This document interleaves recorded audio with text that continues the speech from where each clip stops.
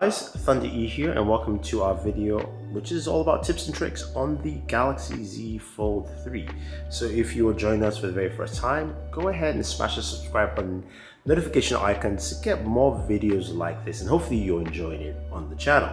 Now as you see here, I have the Z Fold 3, but before we get into the tips and tricks, I'm going to talk about the Z Fold S Pen case here. This is the one from Samsung. This is the case that everyone has seen and talked about. You've seen in my other video.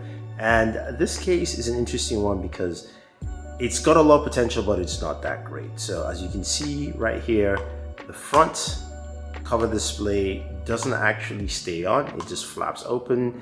There are no magnets, so it doesn't stay on. So that's something to take note. So this will always be like that. And when you open it up, you can see the front cover also becomes elongated or longer than the case itself, so it makes it a bit more difficult while you use it. Makes it feel like using a bigger device.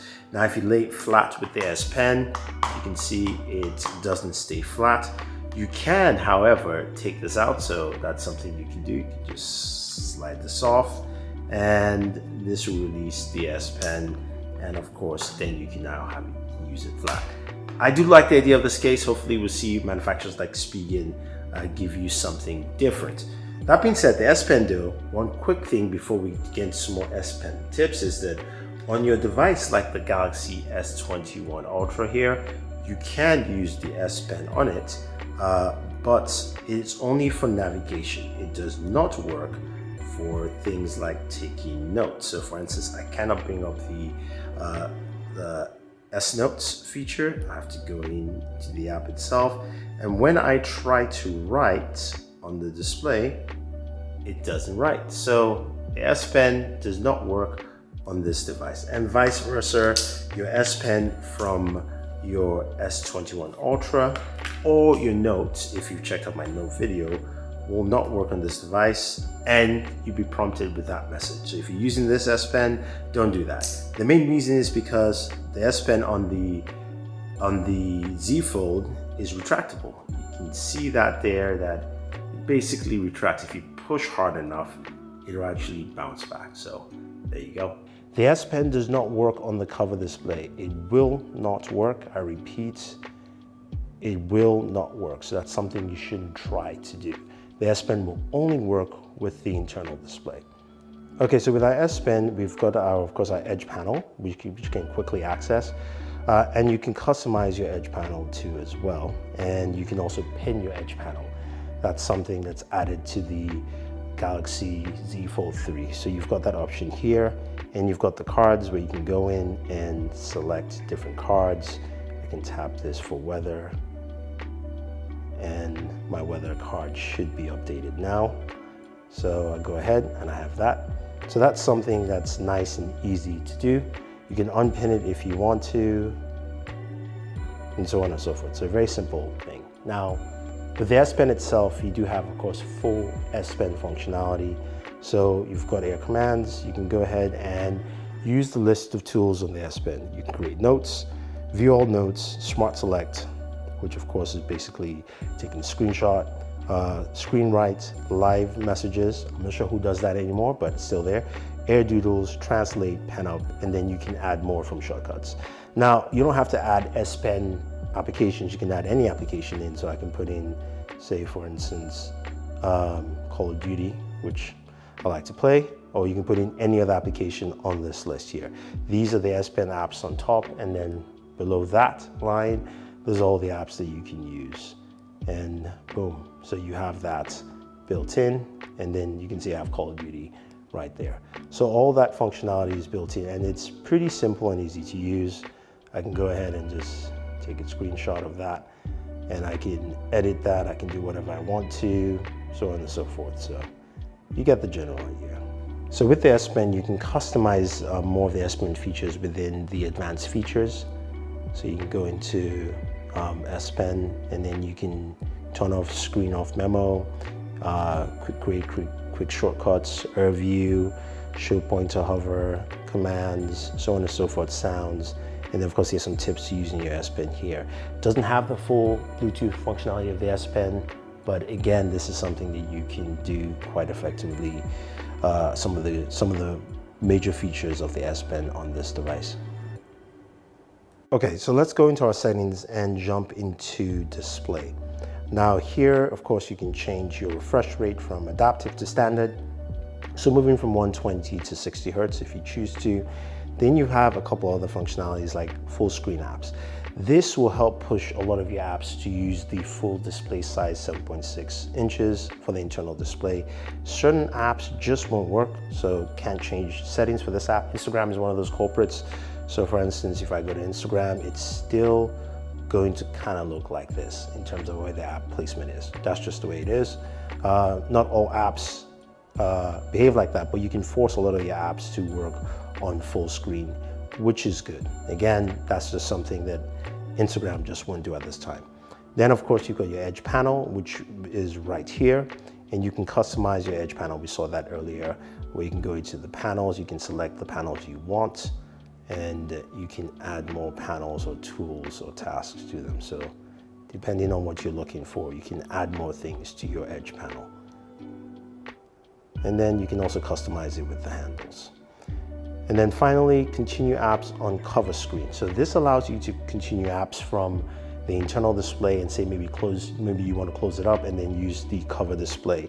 Call of Duty does not support this, but games like Contra, Genshin Impact, as well as also PUBG will support it, and some of your apps will. So you can actually force all these applications to do that. I have TikTok here, so if I say go into TikTok, and then you can continue from here into the internal display. So it tends to refresh every time you switch over with something like TikTok, but not every application is like that. So I can go on with Twitter here, and if we head to, say we have Chad on this screen, let's see if it stays on Chad. It does. So it depends on the application, but you can see you can switch from internal to the cover display.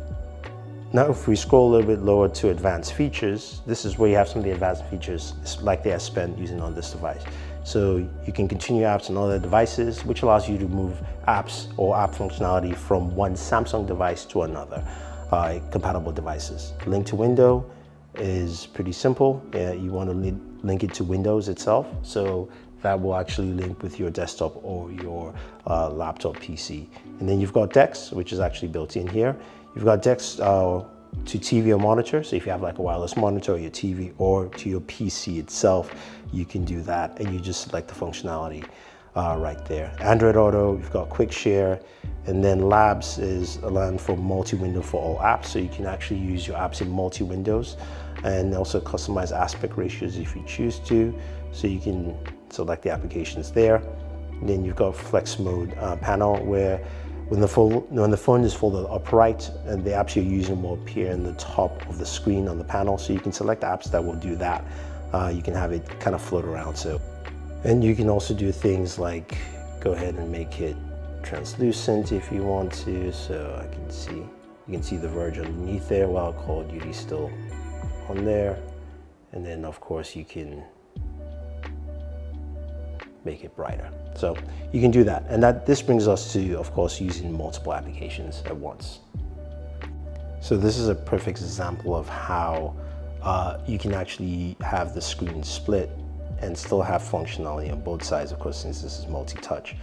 But this does a better job at that multi-display that we saw the likes of LG do with their dual display panels. This just looks much cleaner, much better, and definitely has a better feel or fit to it. So very nice experience where you can have your gaming experience on one side, which almost is like a standard smartphone, but you can also increase that if you want to. So you can go ahead and kind of move this up if you choose. So I can easily create more real estate for myself, making it easier to, make the screen bigger or smaller and still have that video there. So it's a really nice way to use your device in a multiple fashion. And have it in the halfway point where the crease is, so when you fold it, you have this kind of layout, which is pretty cool. Again, it's exactly where the crease is, so you can have your game on the bottom, you can have video on the top, and it looks very seamless altogether. And then we have some accessibility functions, things you can do to give you more dexterity or use, like your talkback functions. You've got visibility enhancements, hearings, interactions, advanced settings to use some more, to add more customization to some of your keys, like your volume keys. You can add things like live transcribe, magnify, talkback to either volume up or down, and then you've got flash notifications. So if you want your notifications to show, you can actually have your camera flash, and we can preview. You can see it's, I don't know if you can see that it's flashing right there. And then screen flash, and we can actually preview that, so your screen will flash as well. So you have those options there to customize some of your notifications.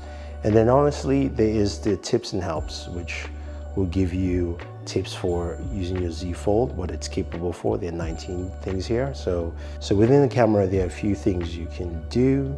Of course, this is what the internal camera looks like. And you can go into your camera settings, and you've got a few camera features here that are, they're pretty much standard to your Galaxy devices. But you do have cover view here, preview, sorry, which allows you to preview all the images on the side.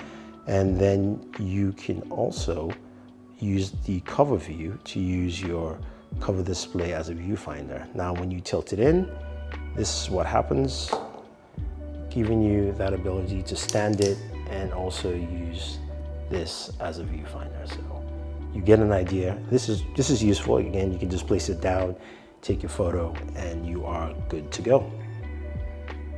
All right, guys, hopefully that gave you a good idea of how you can use your Galaxy Z Flip 3 in many ways.